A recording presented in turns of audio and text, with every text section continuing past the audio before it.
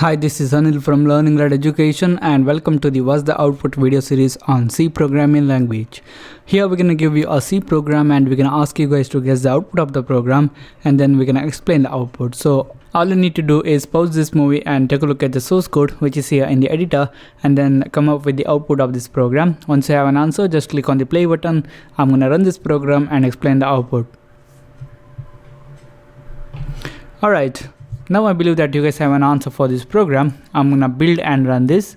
So it's gonna be build and run and we're gonna get the error. And if I open up the error logs, it's gonna say address of register variable A is requested. So the answer for this program is gonna be the compilation error, and we can't request the address of a variable which is declared with the register storage class. Here in this program you guys can see we have this variable A with the register storage class. So when you have a variable with the register storage class, at that time that variable will be stored in the register, not in the memory, and that's why we can't request the address of the variable which has the register storage class. So this is it guys, thank you for watching and don't forget to subscribe to my channel. Check out my website learningled.com for more tutorials and I'll see you in the next tutorial.